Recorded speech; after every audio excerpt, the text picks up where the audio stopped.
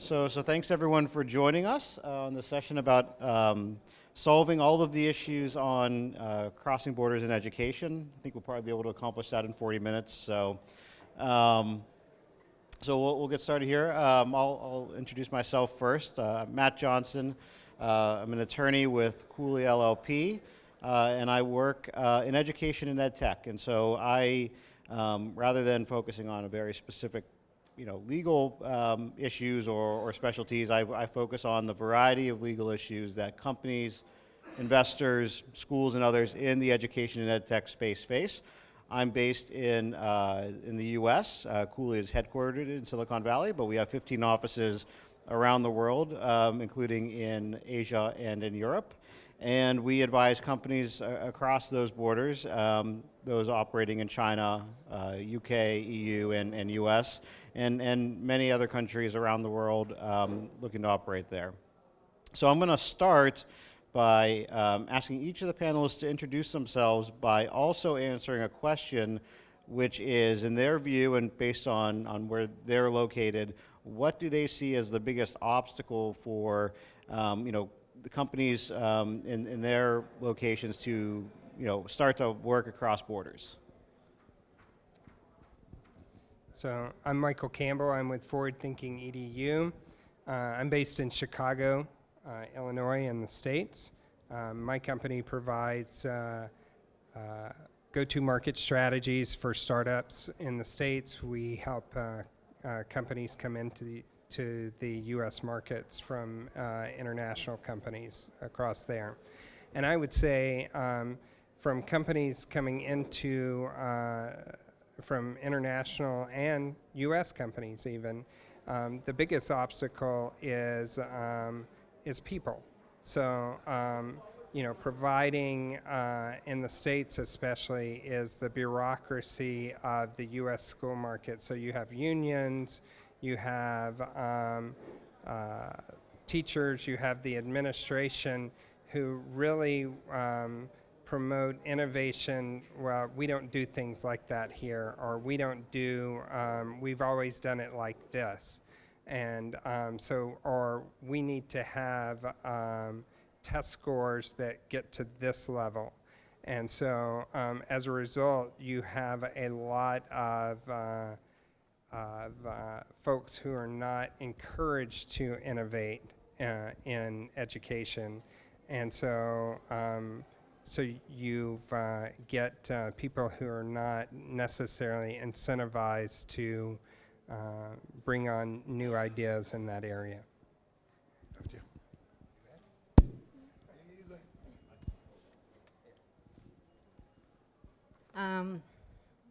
Hello, I'm Kristina from Moscow, Russia, and I work with the educational startups in Russia.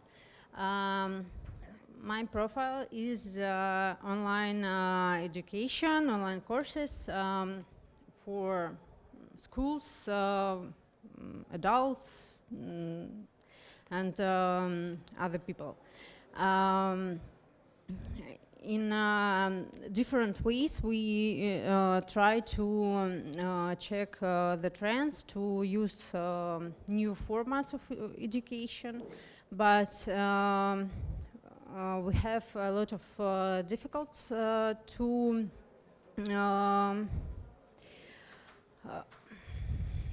increase our results because of legal system in Russia. As the government is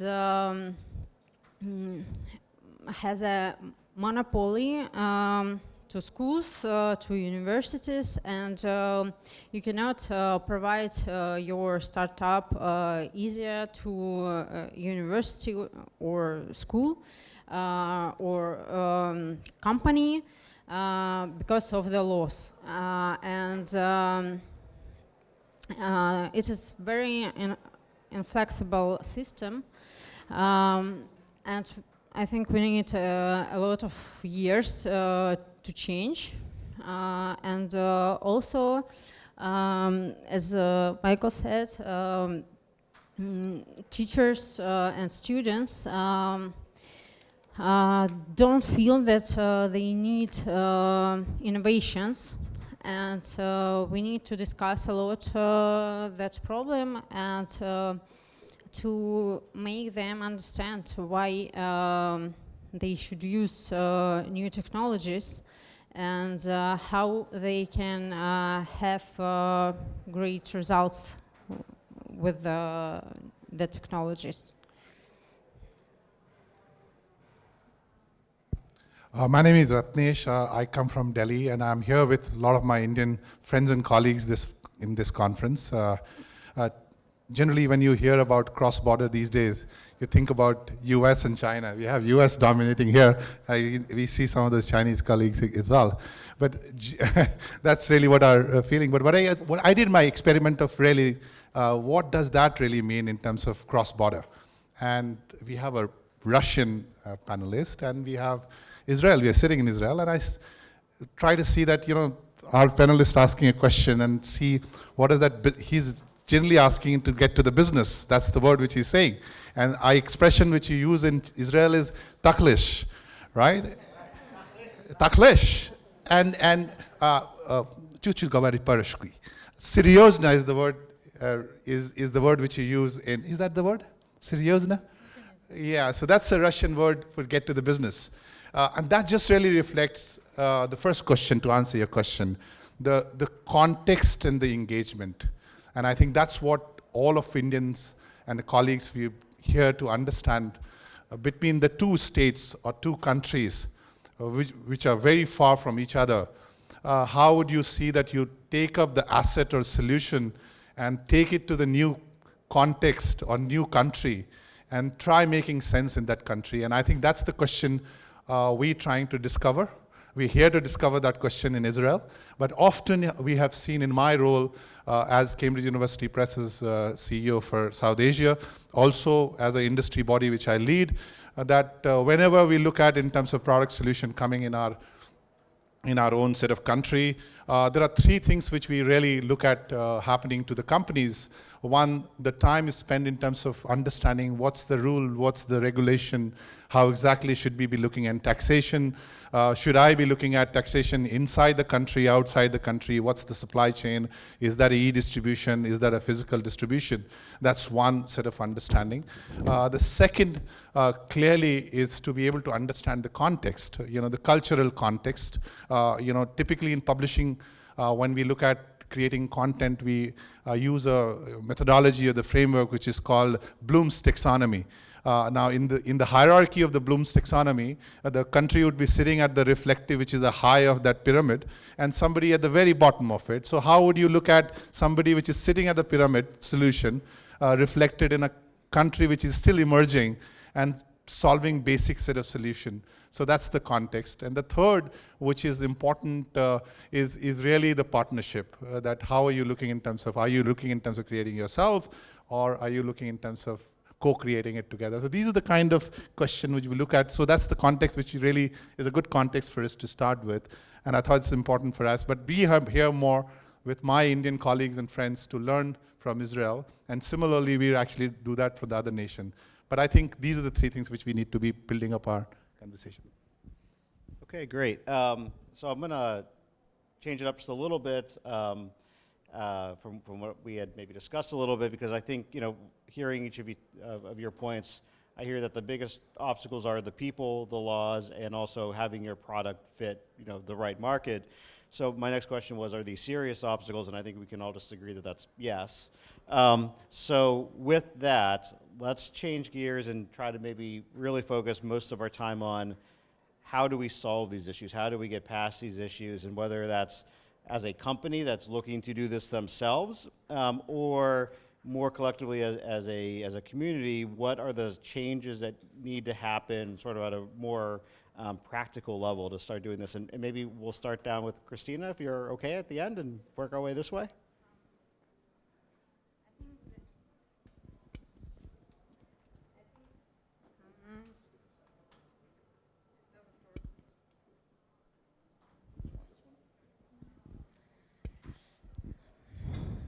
I think that that problems can give us the force to show our energy, and we need a global community to exchange our best practices and to exchange our worst mistakes, to help each other to make it better, to make the world better through education.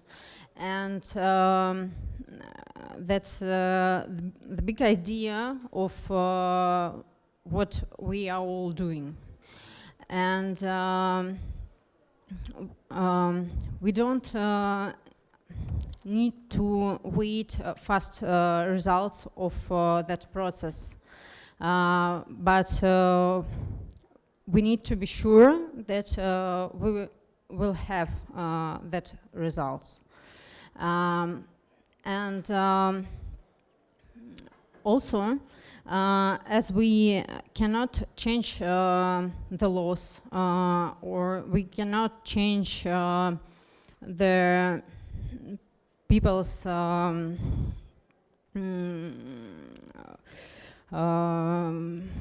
opportunity to pay, we need to listen customers' requests, and it should be the first point when we are producing something new. We should not do what we want. We need to do what the customers need. So that's my idea about our problems. One thing that I hear a lot is a lot of companies come and talk with my team about they have a great innovative idea, they come with their products, they say, you know, help us out. And we have a large network of schools and districts. We work with international schools here in the Middle East. We work with over 14,000 districts in the US. And you know, I would say 10 years ago, I could go in and I had a great network of superintendents that I could go in and I could shake their hands and I could say, hey, superintendent, you know me, Mark Campbell, you know, I know this company from a long time ago, try this out. And they would. And now they cannot do that. They have to have some kind of references. They've got to have some kind of study behind that, a white paper, some kind of metric that goes along with that.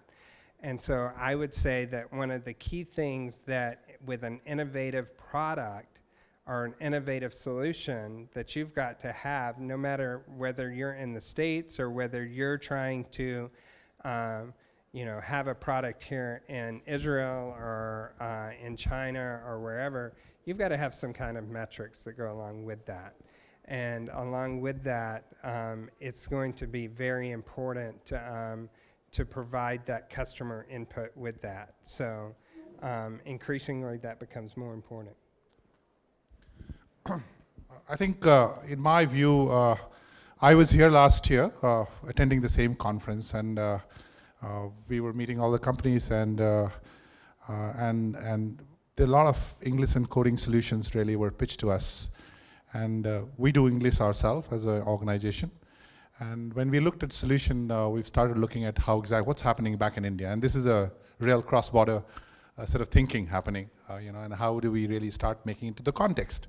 Now, back in India, which is the fastest growing economy, the population dividend, perhaps everything there is very, very positive, you know, and I think the fact that, you know, you could get a data at some 40 cents compared to, you know, $4 and somewhere else, 1 GB data, it's really fascinating. But then you look at in context of what's happening with the Israeli product, is that something which is making sense there?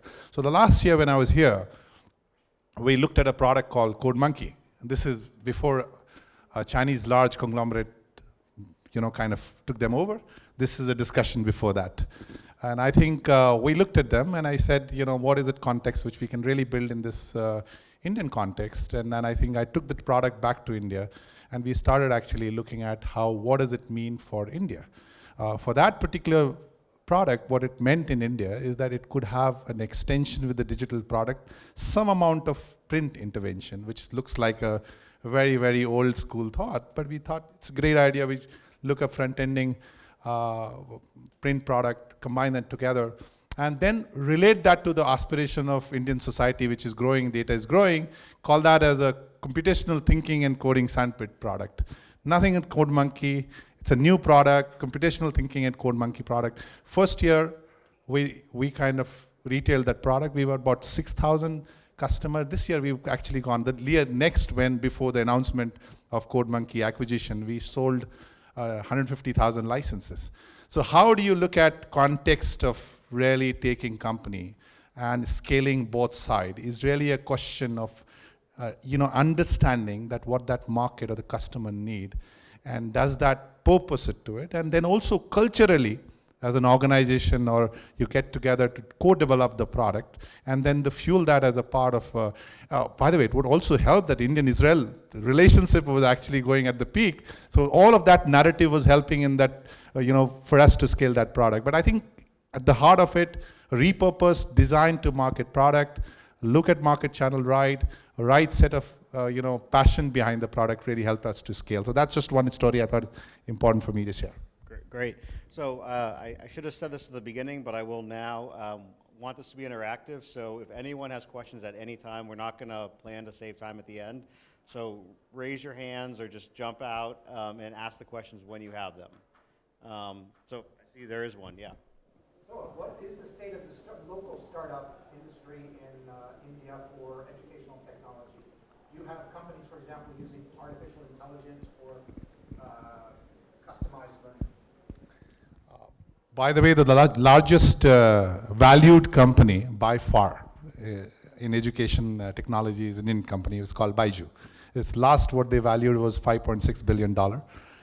We continue to think that top 5 Chinese company really does that this thing, but that was the largest. Trailing that company is another company called Topper, which you wouldn't be surprised next year would be $2 billion valued. So I think real disruption happening locally. In terms of deep learning, machine learning, artificial intelligence, I think it's an early stage. And I think the leading indicators suggest us, because the data is cheap, the smartphone, which is really our, the cost of that has really become extremely cheap for people to,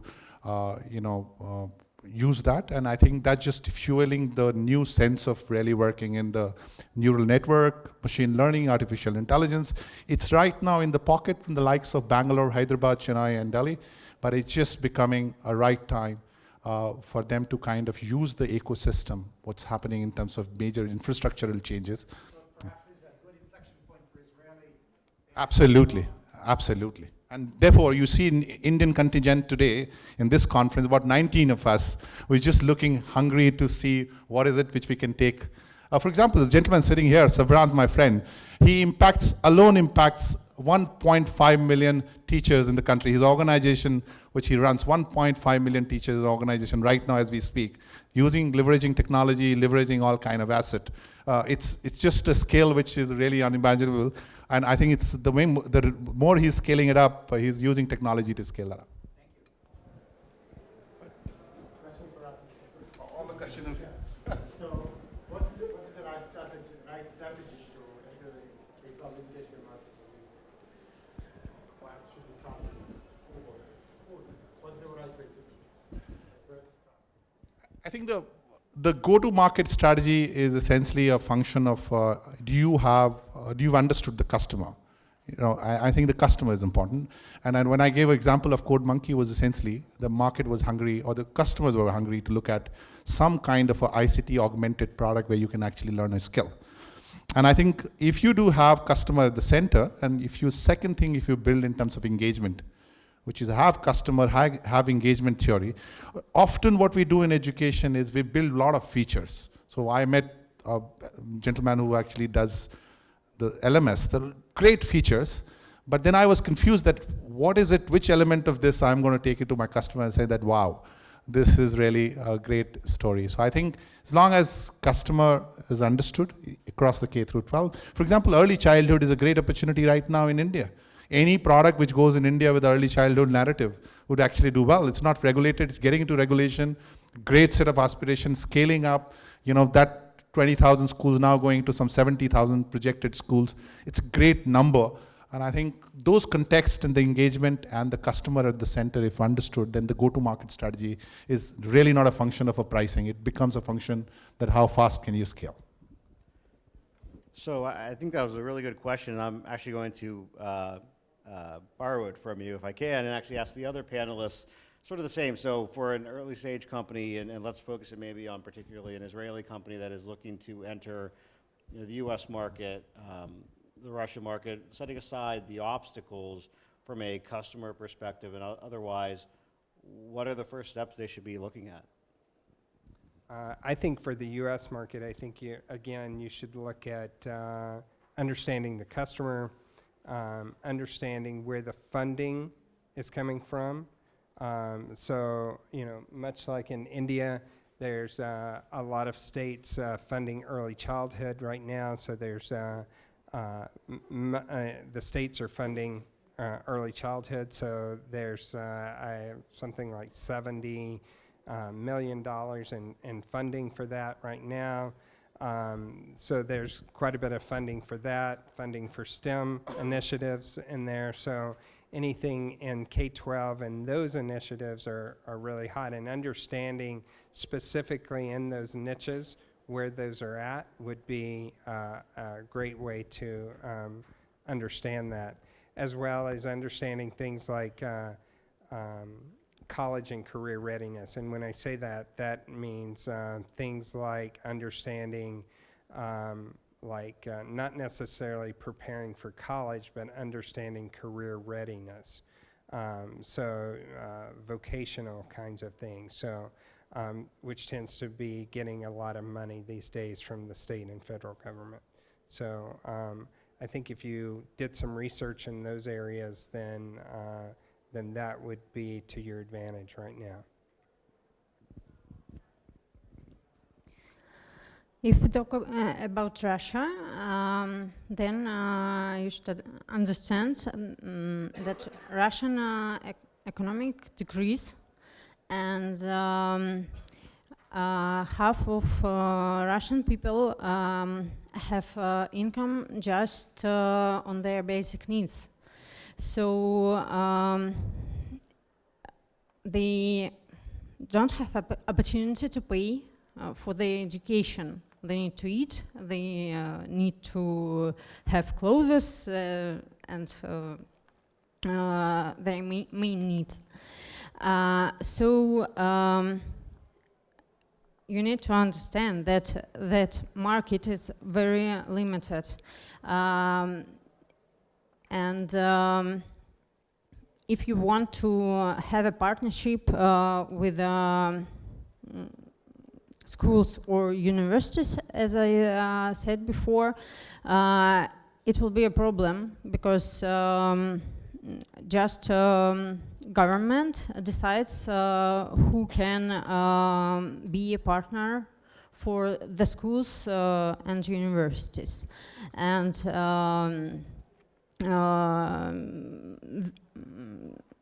that is a decision of Ministry of Education in Russia. And also you need to see local projects which are popular for customers, and of course you need to make customer development to understand the motivation of the people, their goals for the education, what formats to use. Maybe they don't like to see videos, and then you need to make audio or text courses, or maybe if it's kids, then you need to make a game, and also if it's kids, then in Russia it's better to make a mobile app for smartphones, because kids don't use computers, but they all use smartphones, and that is the real context, and the main and the basic what you need.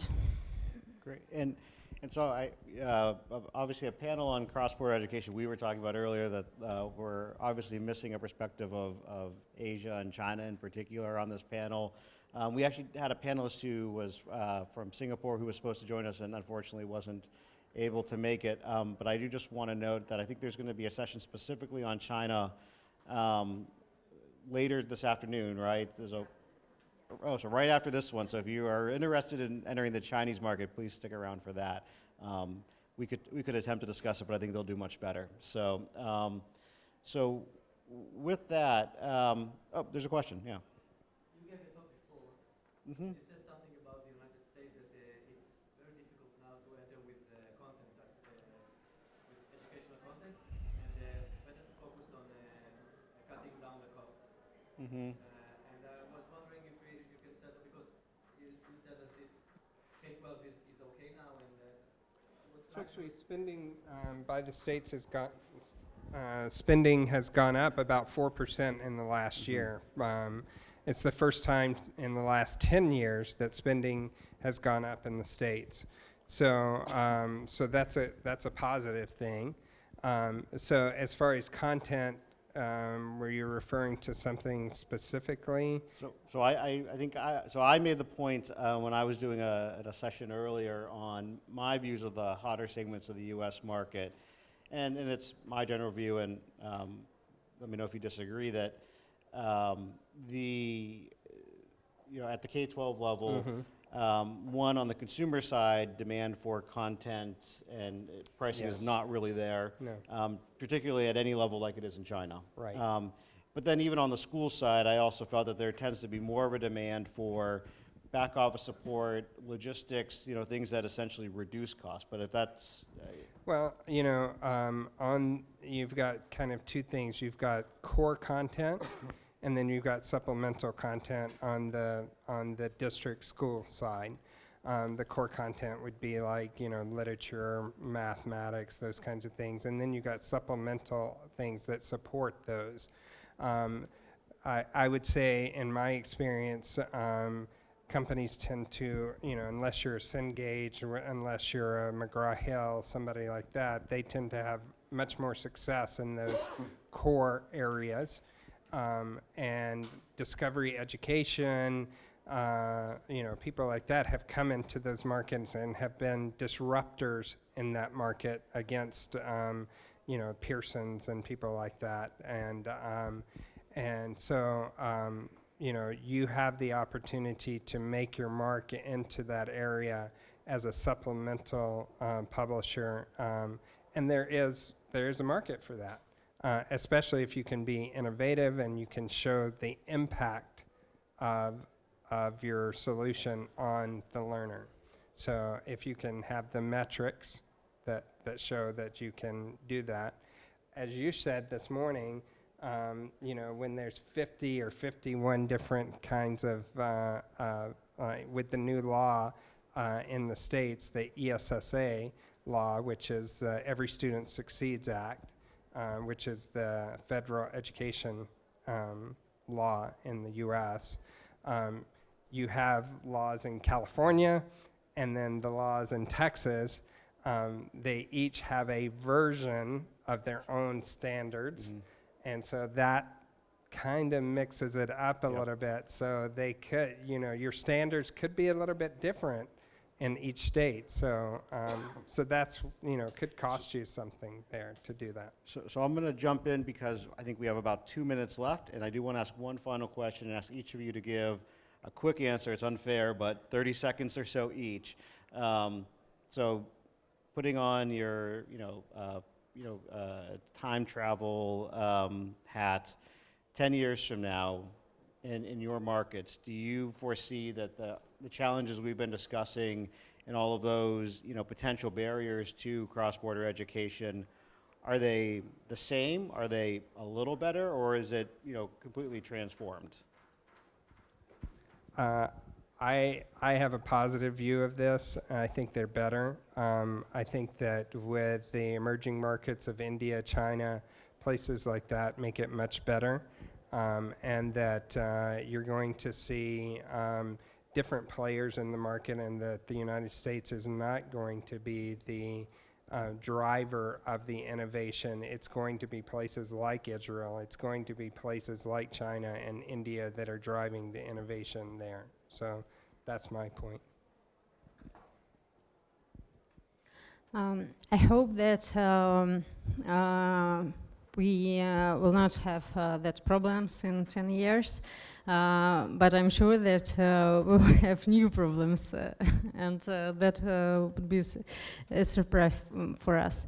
But 10 years is a good term to solve all that obstacles and to find the ways to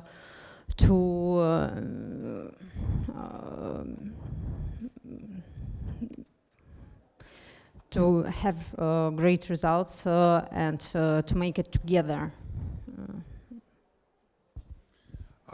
The 10 years is a little longer horizon in a time where we live in. Today we're looking at technology rapidly growing, and I think the way I look at India, I think India is not going to be one of the largest economy, perhaps the second largest economy in 10 years horizon if all goes well.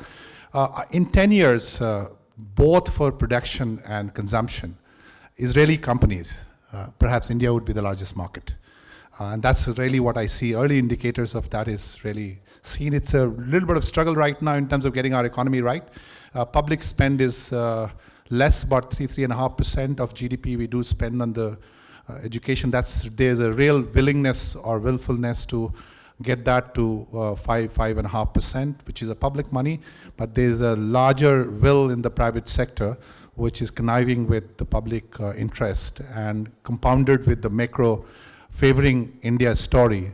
I think that would make India the largest consumption and production market for Israel. Okay, well, thanks everyone for joining us.